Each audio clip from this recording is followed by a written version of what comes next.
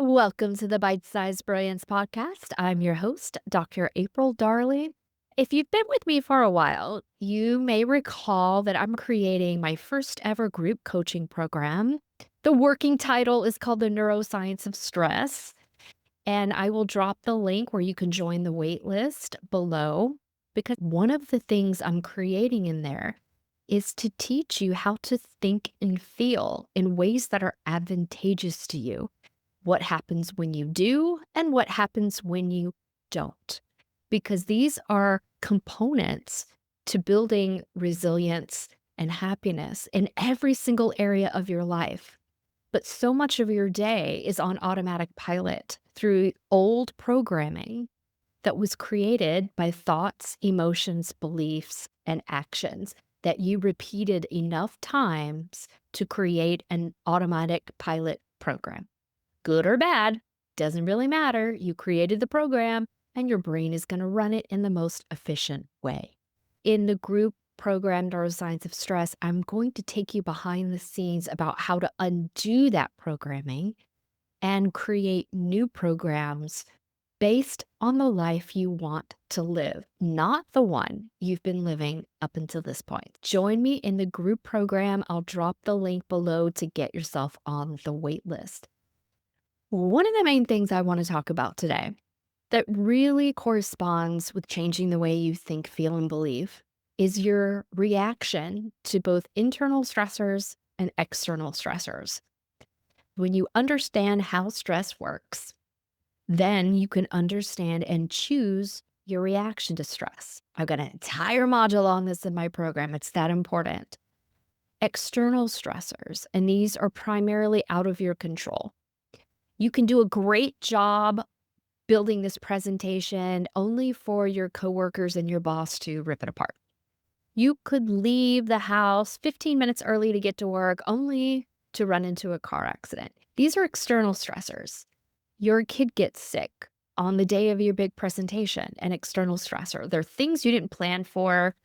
They're things you can't control, and you end up just reacting to them in a lot of circumstances. And the way you react to them is often based on the amount of resilience you have built to internal stressors and the programs that you are running on automatic pilot in your subconscious. Having you handle, recognize, understand your internal stressors, and when you build resilience and change the way you work with internal stressors, the external stress response automatically gets better. So every area in your life is going to improve if you work on your reaction to internal stressors first. So what do I mean by an internal stressor? Typically, these are your thoughts and your emotions.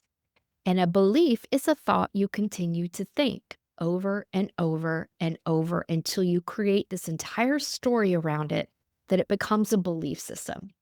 So thoughts, emotions, and beliefs are three of the most powerful internal stressors that you will ever face. And here is a very ugly truth about internal stressors. You do it to yourself. I'm going to say that again. You do it to yourself. The thoughts you think create joy or pain. The emotions you feel are directly related to the thoughts that you think.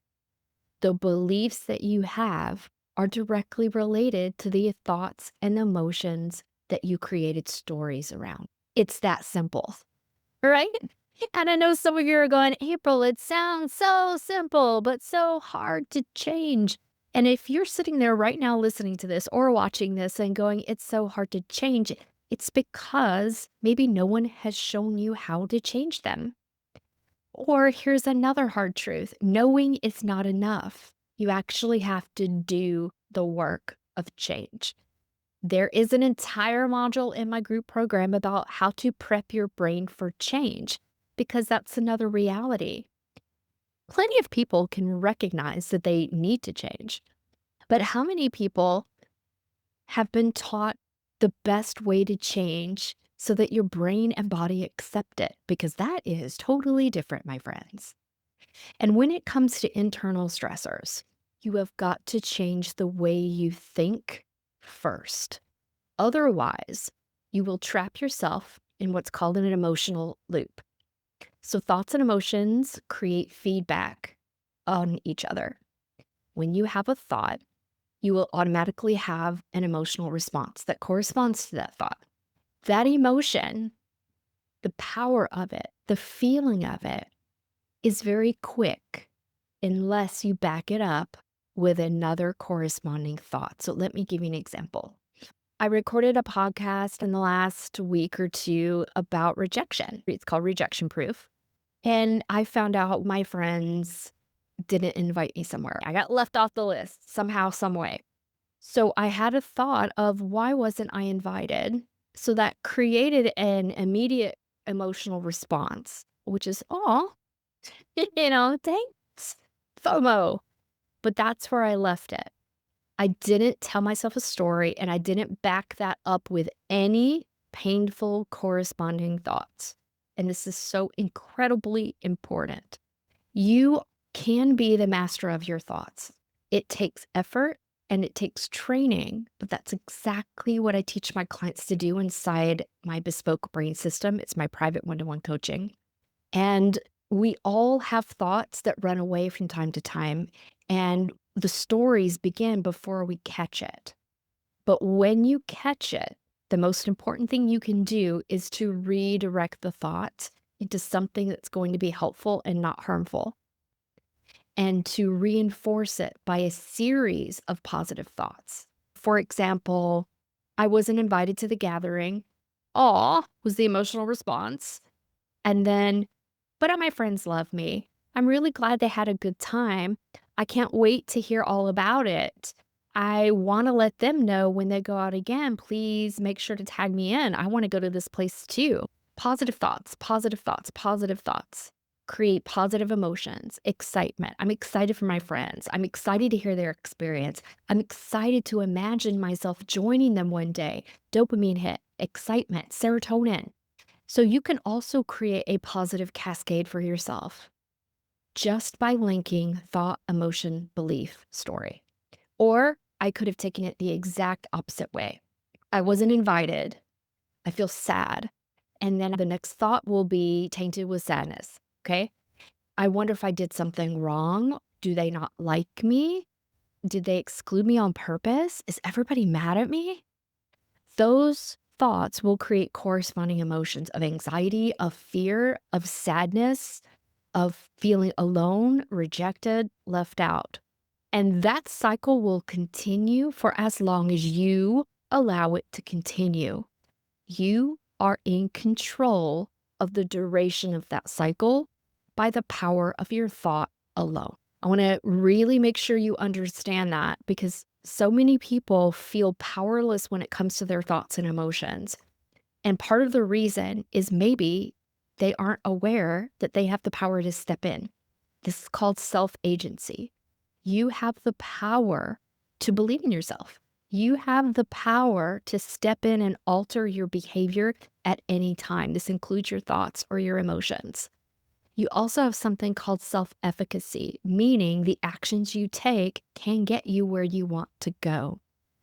And if you have low self-esteem, or you have these programs of disempowering thoughts and emotions that you've run for a really long time, your brain is tricky and it wants to make you feel helpless.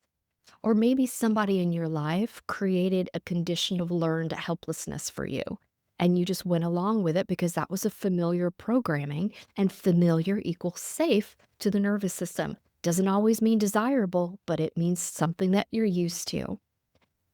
And when you want to create change, you're going to be uncomfortable because you're asking the brain and the body to do something new. The brain will immediately categorize that as a threat, even if it's something you want to do.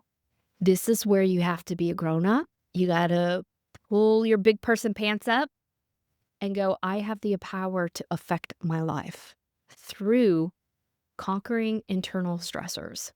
Now, again, we can't control the external stressors, But if you stop being the one that activates your nervous system, you stop creating conditions where your body's not running at its optimum efficiency.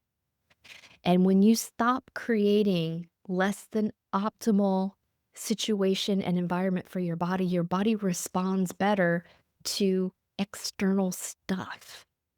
So you need to clean up your internal stuff first before your external stuff starts to see an improvement. Tell yourself, I am causing myself pain. I am causing myself to suffer by the thought emotion loop I'm getting stuck in right now. I have the power to step out of that loop at any given time. And I have the power to take actions to do that. So how do you break the loop? If you find yourself in one of these thought emotion loops, there are techniques that you can do, but you have to do them consistently and you have to remember them, because what will happen is this thought emotion loop will activate your sympathetic nervous system for a threat cascade. And you have a fast response and a slow response. The fast response is to shut down your higher brain functions because you don't really need to think about things if you're in a threat. So one of the things I teach my clients to do is how to reactivate that and assess in the moment, because this is called your window of tolerance. You can widen that with practice. And what you do have to realize is that running the shutdown of your higher brain function is automatic pilot, but you can create a new program for yourself where you widen that window of response and you bring your logical thinking back online. And this is what I call the reality check. Whenever you realize that you're caught in a loop and your body is going to be giving you some kind of physical symptom, that will be an increased heart rate, an increased feeling of stress or worry. Your muscles will be tightening. Your jaw may clench. You may feel some pressure in your head. You're going to feel this stress somewhere in your body. That is enough to clue you into, okay, I am stressed. Next step, am I in a life-threatening situation right now? Most likely your answer will be no. So number one, acknowledge the stress. Number two, reality check. Is this threatening my life? Most likely the answer is going to be no. So when you get that no answer, this is where you're going to purposefully engage thought redirection. This can happen in a number of ways. You just need a pattern disruptor. This can be EFT tapping. This can be snapping a rubber band at your wrist. This can be jogging in place. This can be turning on some music. This can be deep breathing. But we want to disrupt the physical stress cascade. But one of the fastest ways to do this is by disrupting the thought cascade. Even if you are going, I am actually safe right now. I am feeling the chair under my butt, and I'm not in a jungle with actual threats. I am safe, and I'm acknowledging my safety. I'm backing off my threat detection protocol, and I am allowing myself to calm down because I am worthy. I am safe. I am amazing. I am super lucky. I am really blessed. I have this coming up. I'm going to be having steak for dinner, whatever it takes. But we want to start creating a positive neurotransmitter cascade of things like dopamine, serotonin. If you were to jog in place, there's your endorphins to replace the negative neurotransmitter cascade of adrenaline, cortisol that you've got going on from a stress reaction. Getting yourself out of the loop and redirecting your thoughts is one of the most powerful things you can do. And it really comes down to don't feed the fear. Don't feed the monster of what if terrible things happen? What if wonderful things happen? And you are the only one that gets to decide how the direction of your thoughts go. No one is responsible for programming your self-agency except for you. Eleanor Roosevelt has this quote, "It's no one can make you feel inferior without your consent." This includes yourself. No one can inform your thoughts to be inferior thoughts except for you. So you are the only one to get yourself out of that jam. You just have to believe in yourself enough to do it. Pick a couple of tools out of a nervous system, somatic, top-down mindset toolbox and to actually use them. And no one can make you do that. No amount of money you spend, no amount of coaches you see, no amount of podcasts you listen to, books you read can ever make you help yourself. You have to want to do it. And you have to be really clear that you can do it, that change is possible, that your brain is going to fight back. That's absolutely normal. That you're going to have waves of success and waves where it wasn't as successful. That is also normal. Your consistency, adaptability, and desire to change will get you through so much when it comes to internal and external stressors, because you have the ability to react consciously for a lot of things. And many people will tell you that you're going to react unconsciously, and that is true. But when it comes to desired change, achieving goals, manifesting, it all starts with the thought emotion loop. To change your life, you've got to change this loop. And there's no other way to do it but to do it. There are so many different ways you could do it, but unless you learn to change your thoughts and emotions consciously and on purpose in a more desirable direction, everything else you're doing is trying to put out fires with a cup of water. It's just symptom management instead of cure. I was not trained to do that. As a physician, right? We want to get to the root of things and not just put a Band-Aid on it and pat yourself and go, take a deep breath when you're feeling stressed. I was trained to look for why you're being stressed in the first place. So this is not about symptom management, because that's just dealing with external stressors. The root of why a lot of stuff stresses you out is because of your internal stressors. And those are created by your thoughts and your emotions, and you are 100% in control of that if you believe yourself to be. And that's the thing. How many of us out there are running programs of disempowerment where we don't feel good about ourselves? And because we don't feel good about ourselves, we've created entire stories about what is possible for you. Limiting beliefs. We all do it. We all limit ourselves by our thoughts, emotions, beliefs, and actions. But what if you didn't have to? And that's the truth. You don't have to, but maybe no one showed you a different way to think, do, or be. And this is the point of this podcast. This is the point of my private one-to-one coaching. This is the point of the Neuroscience of Stress group program that is coming, is to show you, to peel back the curtain and really show you how each step of what you do matters and makes a difference. You make a difference. Your thoughts make a difference. That is the most powerful place to start if you're looking for change in your life right now, is to upgrade the quality of your thinking. And that takes practice. If you have a very strong inner critic, you have a very low self-esteem, thoughts of worthiness and empowerment will be uncomfortable. That's natural. That's what's supposed to happen. Because remember, your safe was inner critic. Your safe was low worth. But that's not where you want to be anymore. So the unfamiliar, the thing that will actually upgrade your life and your nervous system, is you're going to have to freak the nervous system out to do something unfamiliar, but it's something you want to do. And the nervous system will freak out for as long as it takes for you to normalize the new level.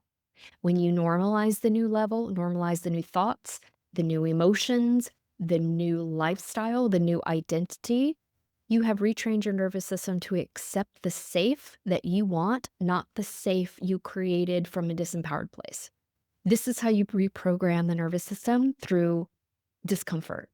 Sucks, but this is what it takes for true transformation. So if you are willing to be uncomfortable to get the kind of life you want, if you are willing to be uncomfortable to calm down, then do thought work, do emotion work, still do body work, breath work, because let's face it, you do need symptom management because the external stressors don't stop coming. But until you work on the internal stressors and the internal stories, you're going to be chasing fires. And that's not what I want for you, my friend. I want for you to reach a place of safety in your nervous system, of high self agency, high self efficacy, and stories that tell you how great you are, because those exist in there too with practice. And it all starts with that thought emotion loop. So if you need some help working on that loop, if that loop is powerful in a very negative way for you, then you're going to need some strategies to help you practice a new way of being. But I want to prepare you, it's going to be unfamiliar, not because it's hard or you can't do it. It's because it's new and it needs to be practiced often enough until it becomes a habit. That's it. So there are a lot of tools and techniques out there. None of them are wrong. You just need to pick a couple that you're willing to commit to and do consistently. But I'm here to guide you if you need some help on that. Go to aprildarley.com, make a free consultation appointment, and we'll talk about what is going on in your life, how this thought emotion cycle can be disruptive for you, and what stories are you telling yourself that are making things harder for you and actually causing internal stress, which is showing up in your external world. So if you want to get rid of all that by going to the root of things, that's where I can help. So aprildarley.com to schedule your consultation, and also jump on my group waiting list for the Neuroscience of Stress group coaching program. I'll drop the link for that below. And I am wishing you a week of empowerment through better thoughts and better feelings. And that is 100% in your control. Until next week, my friends. Goodbye.